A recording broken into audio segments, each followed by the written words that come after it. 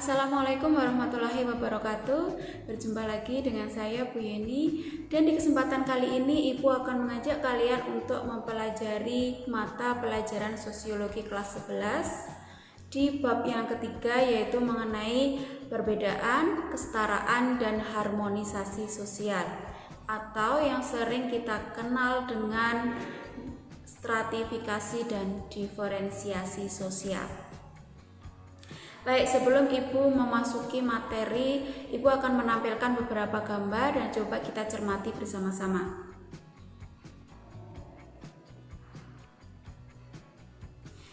Di sini ada dua gambar. Ketika kalian melihat gambar tersebut, kira-kira apa yang kalian pikirkan? Menunjukkan apa gambar tersebut? Ya, di dalam gambar tersebut dapat kita lihat ada perbedaan secara fisik, di mana perbedaan itu bisa dilihat dari warna kulit, dari rambutnya, dari postur tubuh dan lain sebagainya. Nah, jadi di sini perbedaan itu bisa dilihat dari segi fisik. Saya lanjutkan pada gambar berikutnya.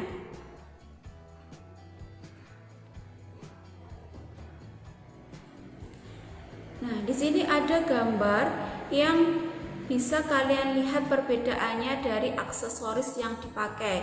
Di sini ada orang yang memakai aksesoris seperti peci, kemudian ada orang yang memakai aksesoris seperti baju pendeta dan lain sebagainya.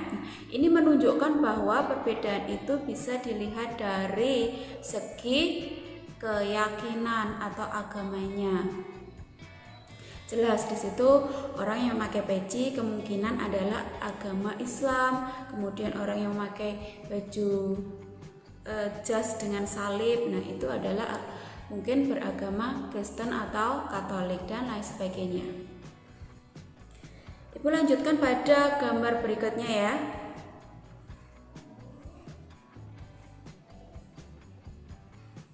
Ini gambar yang ketiga. Adalah gambar sebuah bangunan, di mana bangunan ini sangat berbeda-beda karakternya. Ini adalah bangunan tempat ibadah yang ada di Indonesia. Ada 5 bangunan tempat ibadah, yaitu untuk agama-agama tertentu yang ada di Indonesia. Seperti agama yang sudah diyakini di Indonesia ada 5, yaitu agama Islam, Kristen, Katolik, Hindu, dan Buddha. Ini menunjukkan bahwa di negara kita itu juga memiliki perbedaan atau keanekaragaman. Dilihat dari segi keyakinan atau agamanya itu tadi. Nah, ini ada gambar lagi yang terakhir. Adalah menunjukkan perbedaan antara maskulinitas dan feminisme. Nah, ini menunjukkan bahwa perbedaan itu bisa juga dilihat dari jenis kelaminnya atau gendernya, di mana laki-laki diidentifikasikan sebagai makhluk yang maskulin, sementara perempuan diidentifikasikan sebagai makhluk yang feminim. Itu adalah perbedaan jika dilihat dari jenis kelamin atau gendernya. Baik, sampai di sini kalian bisa memiliki gambaran apa sebenarnya perbedaan yang akan kita pelajari di sini. Tadi gambar yang pertama perbedaan dilihat dari segi fisik, kemudian gambar selanjutnya dilihat dari keyakinan atau agama, dan gambar yang ketiga dilihat bahwa perbedaan itu juga bisa diidentifikasi dari jenis kelamin atau gendernya. Baik, sebelum Ibu masuk lebih lanjut kepada materi, Ibu akan sampaikan terlebih dahulu tujuan dari pembelajaran kita di bab yang ketiga ini. Di bab yang ketiga ini diharapkan kalian nanti bisa memahami beberapa materi atau definisi-definisi dari sebuah pengertian di bab yang ketiga ini. Dan tujuan pembelajaran yang pertama nanti adalah kalian bisa mendeskripsikan pengertian dari struktur sosial.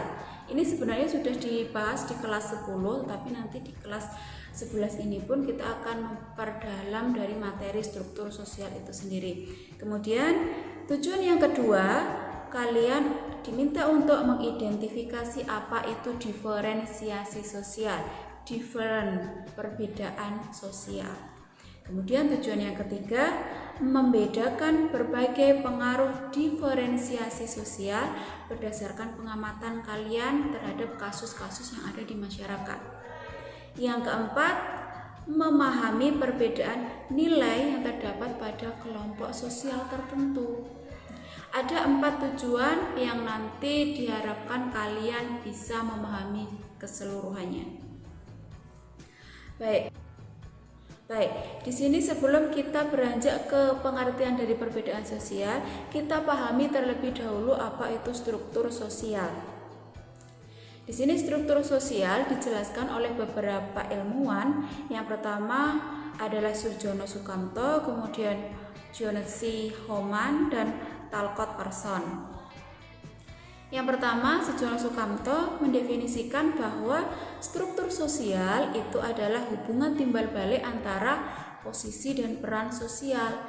Nah, di sini ada hubungan timbal balik antara posisi dia, jabatan dia, dan peran dia.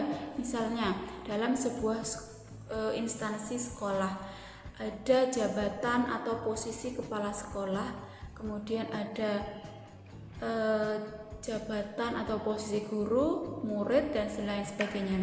Mereka memiliki peran masing-masing, dan di dalam peran dan posisi itu mereka harus memiliki hubungan yang benar-benar bisa terwujud dengan baik. Misalnya apabila dia memiliki posisi atau jabatan sebagai guru, maka peran dia adalah mengajar atau mendidik dan sebagainya. Itulah yang disebut sebagai struktur sosial menurut Surjono Sukamto. Kemudian pengertian yang kedua adalah menurut John C. Homan. Di sini Homan mendefinisikan struktur sosial adalah perilaku elementer dalam kehidupan, elemen-elemen dalam kehidupan, di mana dalam kehidupan itu ada berbagai elemen, mulai dari elemen terkecil, misalnya keluarga, kemudian elemen yang lebih tinggi lagi ada anggota masyarakat, kemudian elemen yang lebih tinggi lagi ada negara, dan lain sebagainya. Elemen-elemen ini harus berfungsi dengan baik agar struktur sosial itu bisa menjadi sebuah tatanan yang mensejahterakan masyarakat itu sendiri. Kemudian yang ketiga, definisi struktur sosial menurut Talcott Parsons. Di sini struktur sosial adalah ketertarikan manusia.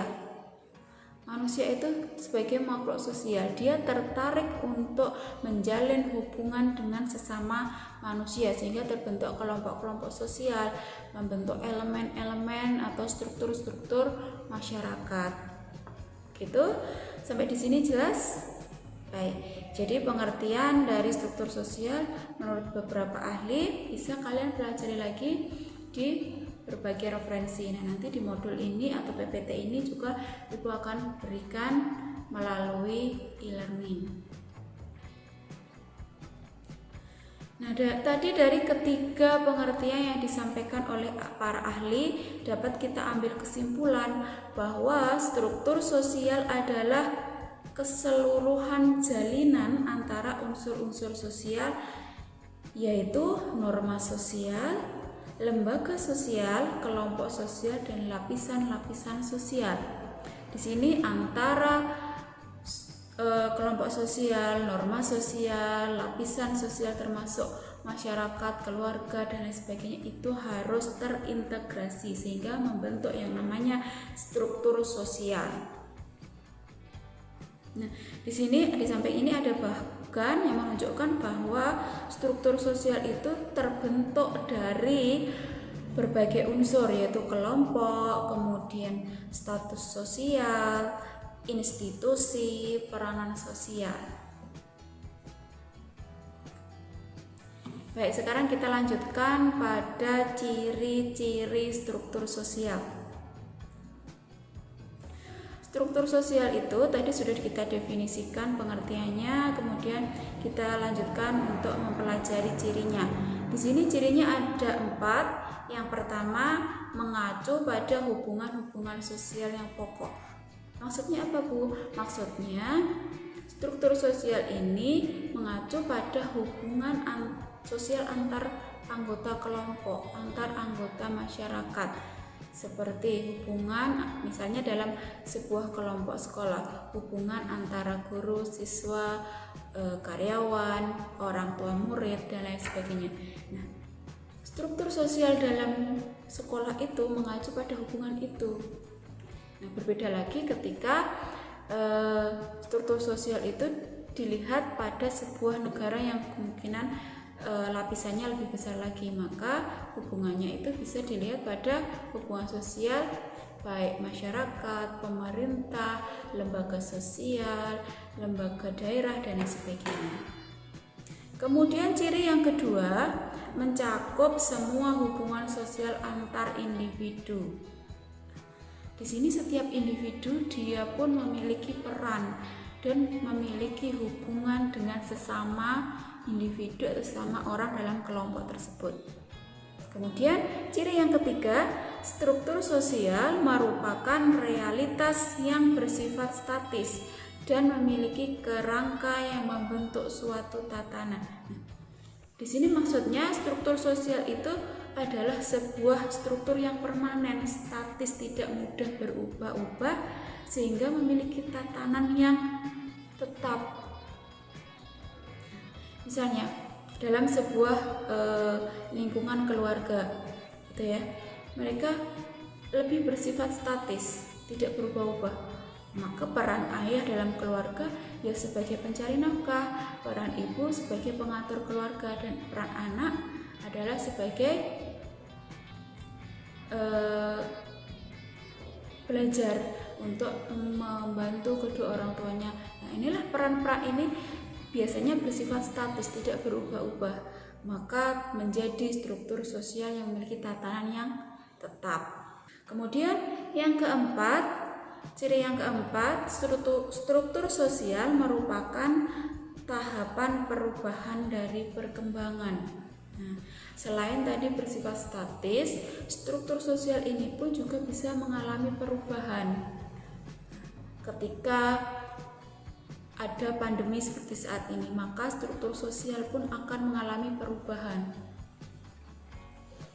Kemudian ketika adanya kemajuan teknologi, maka struktur sosial dalam masyarakat pun akan berubah, karena beberapa fungsi dari anggota masyarakat itu pun bisa digantikan oleh teknologi.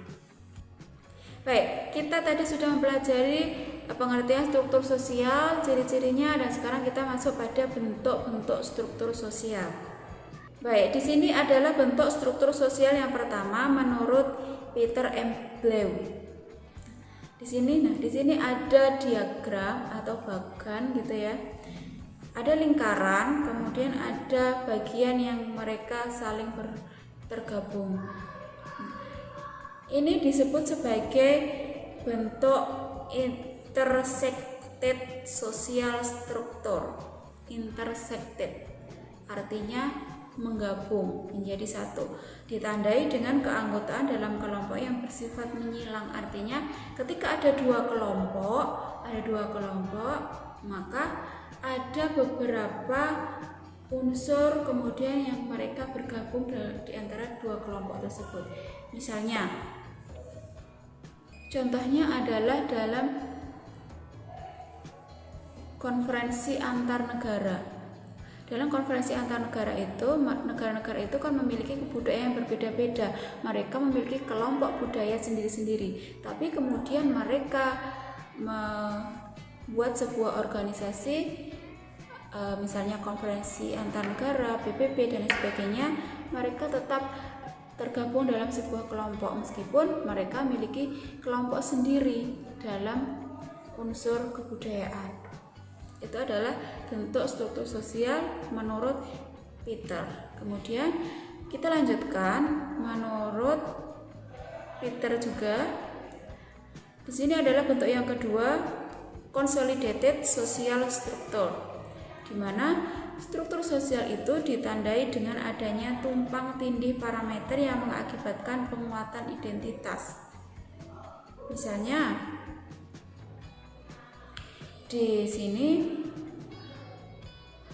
penduduk masyarakat Jawa itu mayoritas adalah pegawai negeri sipil. Sementara penduduk Bali mayoritas adalah pedagang. Mereka memiliki identitas sendiri-sendiri sehingga membentuk kelompoknya yang menjadi lebih kuat. Nah, inilah yang kemudian disebut sebagai bentuk struktur consolidated social structure. Nah, sampai di sini ada pertanyaan?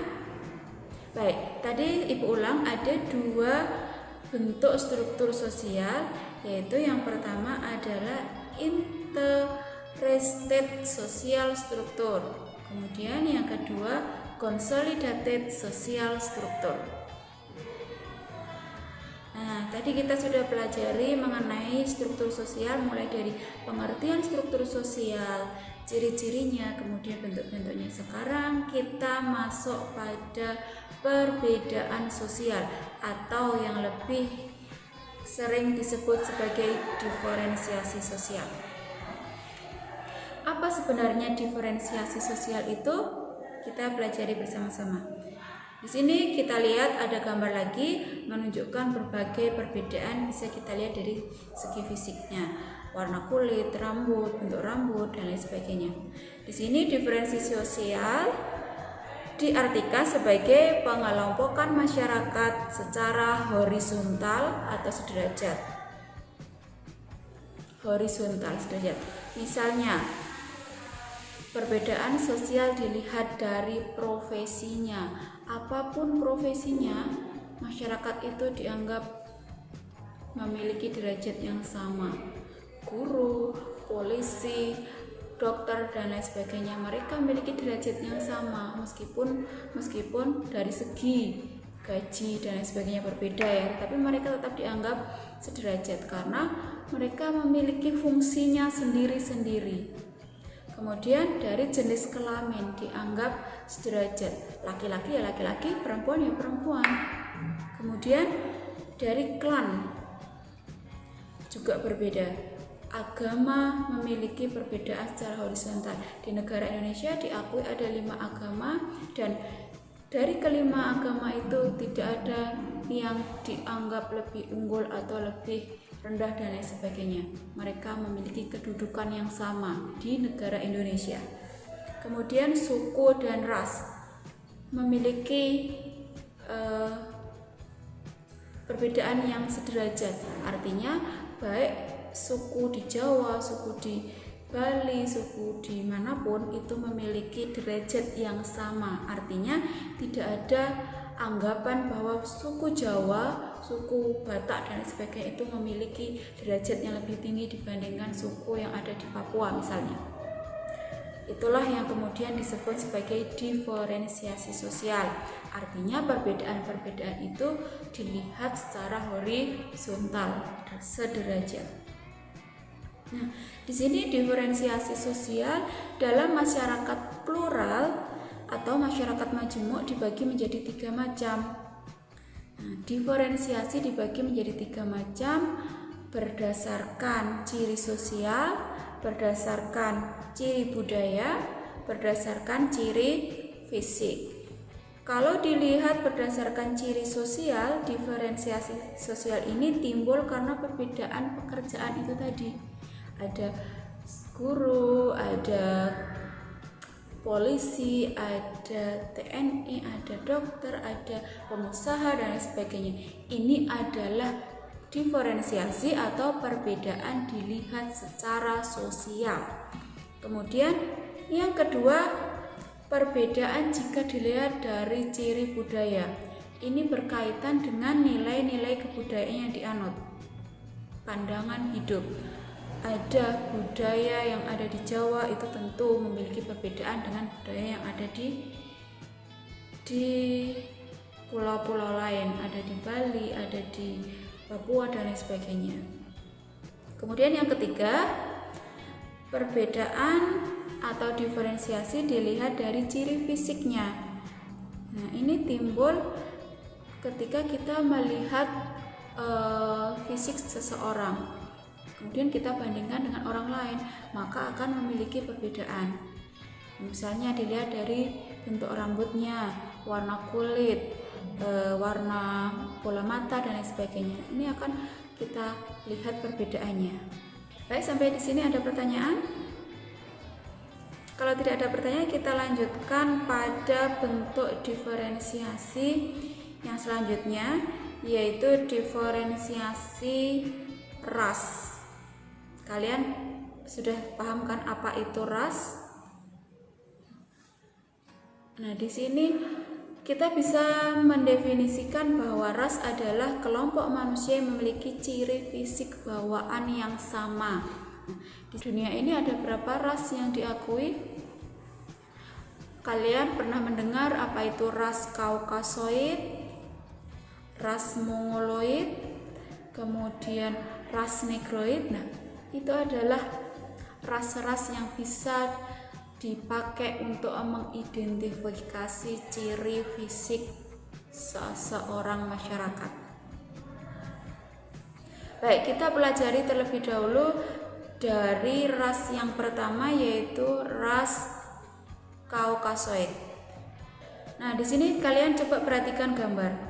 Secara fisik, ras Kaukasoid ini memiliki ciri yang mungkin sempurna gitu ya, memiliki rambut yang pirang, kemudian hidung yang mancung, kemudian warna kulit yang putih. Nah, ini biasanya dimiliki oleh orang-orang mana?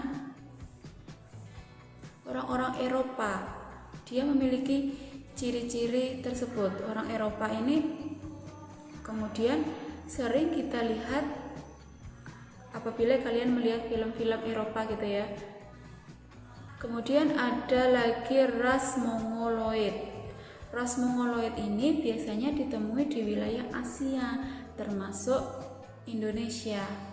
Mereka memiliki ciri kulit yang kuning langsat sampai sawo matang, kemudian memiliki rambut yang lurus, bulu badannya sedikit, matanya cenderung sipit. Kemudian ras ini juga kadang memiliki postur tubuh yang lebih pendek daripada ras Kaukasoid.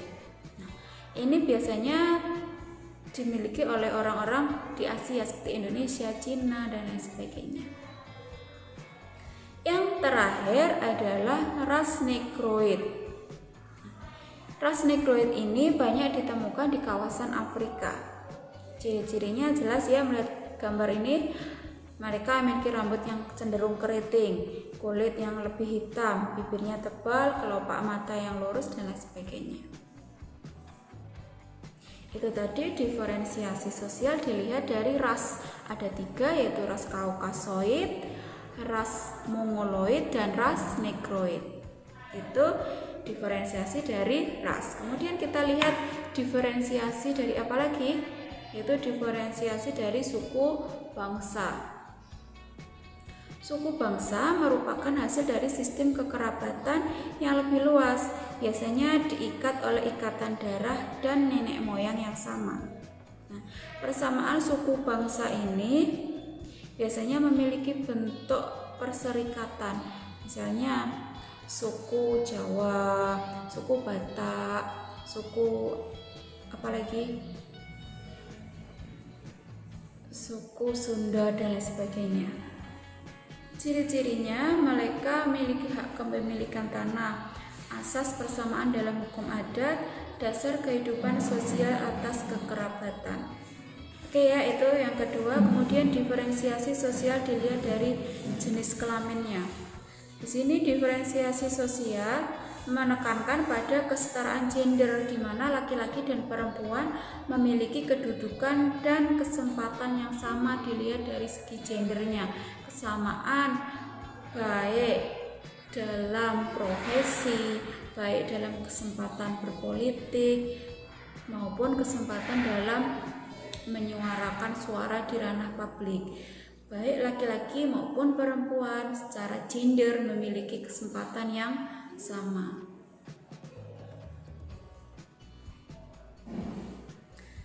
Kemudian yang keempat, diferensiasi berdasarkan klan.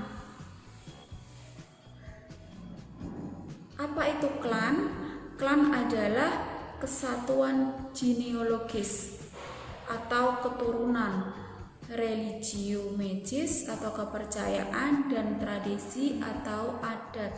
Jadi di sini klan itu maksudnya adalah gen, keturunan, atau dilihat juga dari keyakinannya.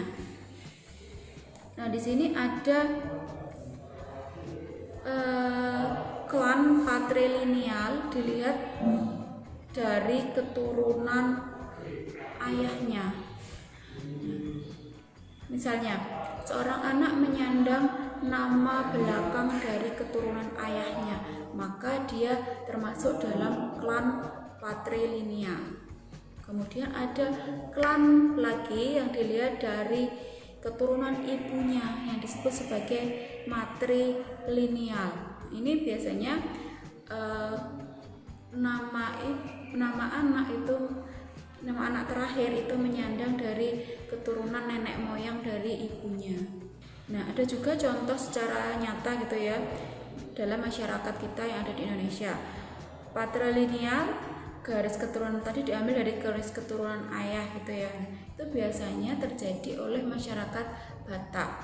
Kalau sementara untuk klan matrilineal biasanya dapat kita lihat di masyarakat Minangkabau.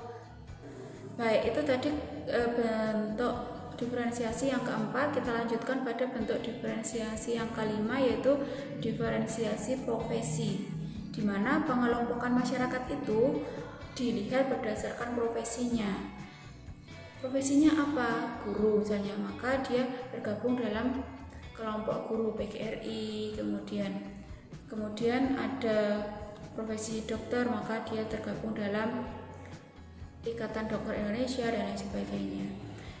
Nah, selanjutnya diferensiasi agama. Ini adalah bentuk diferensiasi yang ke-6, di mana diferensiasi perbedaan itu bisa dilihat juga dari agamanya. Misalnya di Indonesia ada 5 agama yang diakui, maka masyarakat Indonesia itu juga bisa dikelompokkan berdasarkan agamanya, apakah dia masyarakat atau umat Islam, umat Hindu, Buddha, dan sebagainya. Oke, sampai di sini dulu pelajaran pada hari ini. Ibu mohon maaf apabila ada banyak kesalahan dalam menyampaikan materi, dan kita lanjutkan pada pertemuan selanjutnya. Ibu akhiri, wassalamualaikum warahmatullahi wabarakatuh. Tetap jaga kesehatan dan tetap semangat.